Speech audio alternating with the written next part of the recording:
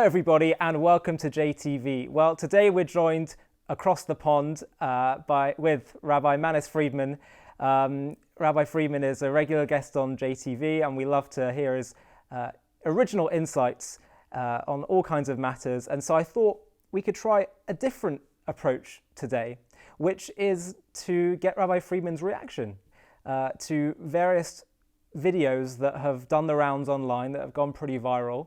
And I thought it'd be interesting to see what Rabbi Friedman felt was perhaps a Jewish take on what they say. So Rabbi, thanks for joining us. And if you're ready to do this, should we dive in?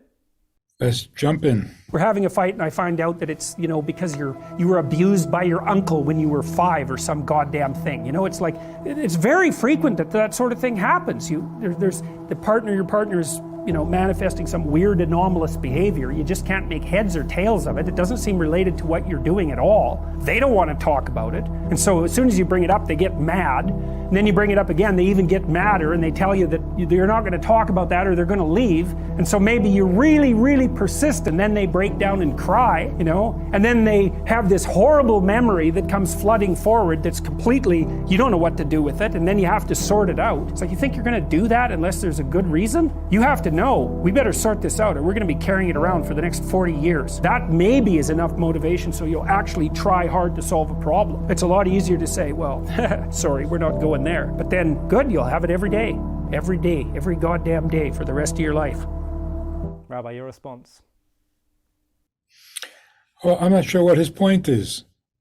That we have problems and that we should face them? That it's not good to hide the issue and that we should talk about it? Well, yeah, of course. But the best way to do that, of course, is with someone you really trust. To discuss it with your best friend, it may be a little helpful. It's not the solution. But if you find someone that you consider, your mentor, someone you look up to, who you can trust completely, and you express all these things to such a person, that could be the solution. Not just helpful, but really resolve the issue completely. That's why in the good old days we used to have sages, venerable rabbis that we trusted completely and kept no secrets from them. And it felt right to reveal yourself that way to these people because they had an answer. And talking to them was an answer. Today, of course, we go to a therapist. But the same is true. Just because you go to a therapist doesn't mean you trust them completely. They have to win your trust and your admiration. And then it's very effective. Interesting. I think part of what he was talking about is, let's say you have someone that doesn't want to go there, to that specific trauma or whatever it is they're dealing with. How do you navigate that if you're on the other side of that? Let's say it's a friend or even more intimate, a spouse. How does one navigate that if they just see that door is closed? Well, that is, of course, a survival mechanism. Hiding it, burying it, keeping it locked up and sealed is a survival mechanism. It would be much, much worse if it all came spilling out. So unless you have a better solution, a better survival technique, don't deprive a person of what's keeping them together, of what's holding them together. So don't rip away the masks if you don't have something to replace it with.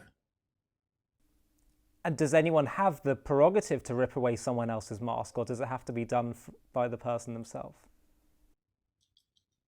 I don't think the person himself can do it. He has to be willing to have someone do it with. And that again goes back to the trust issue. So what could possibly resolve the problem?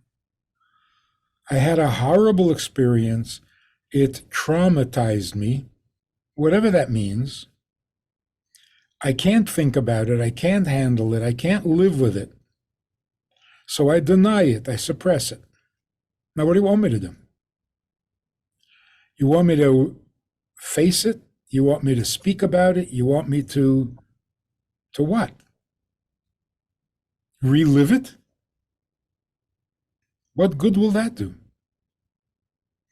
So really, what is a solution to a traumatic experience?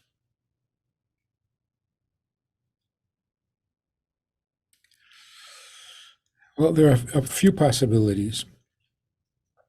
Number one, why is it so traumatic? Why did it cause such a breakdown that you can't function normally? Why? Because it was so horrible, or because it happened to you?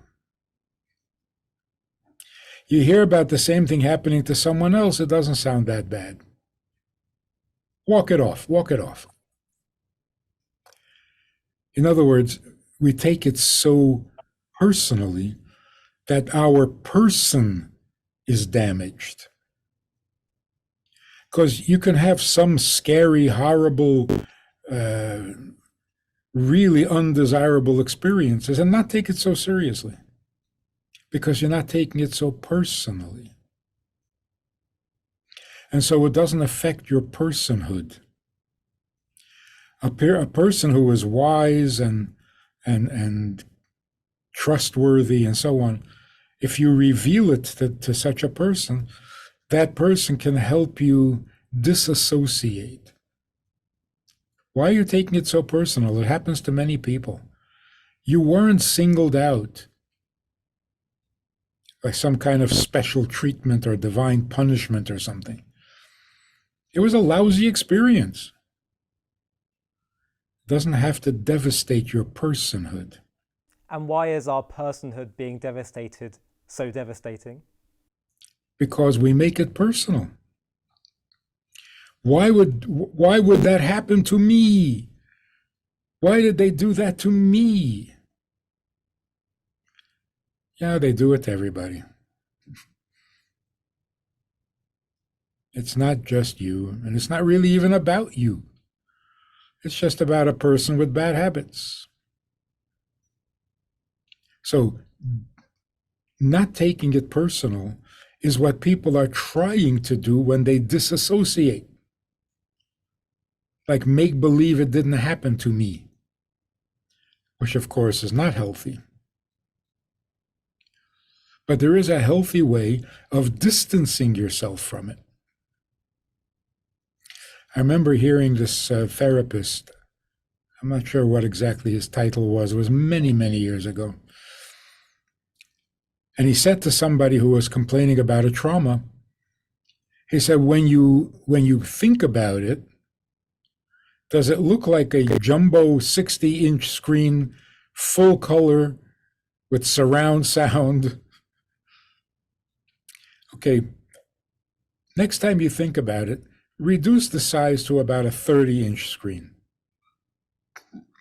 and lower the volume a little bit. When you get used to that, then think about the same trauma but without color, black and white, and lower the volume a little more.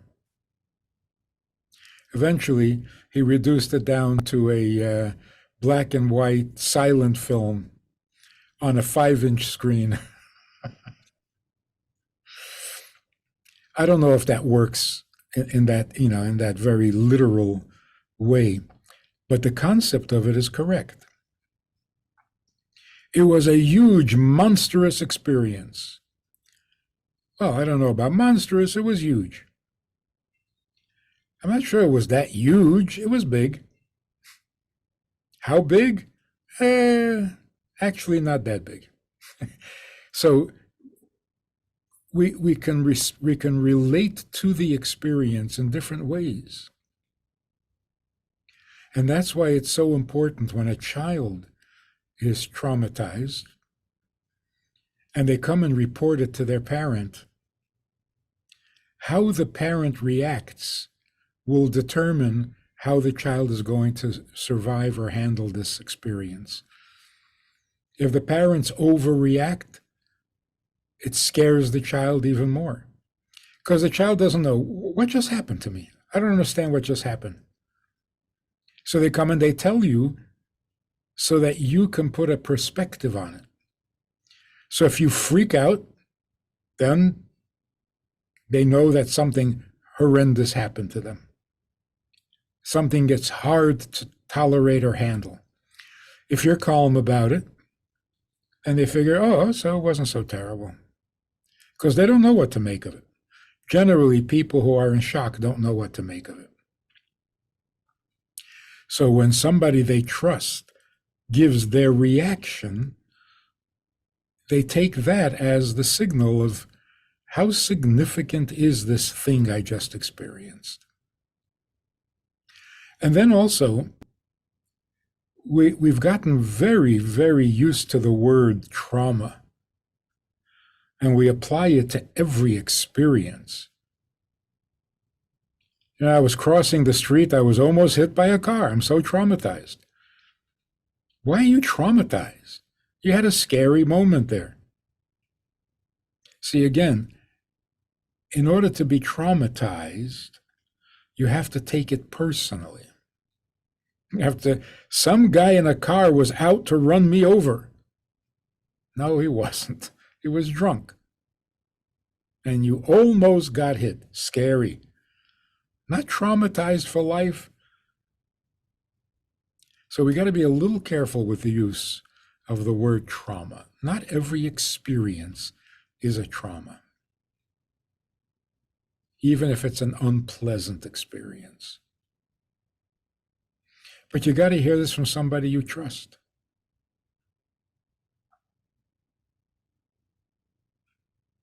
Otherwise, it sounds like they're minimizing or dismissing or being indifferent to your pain, to your suffering.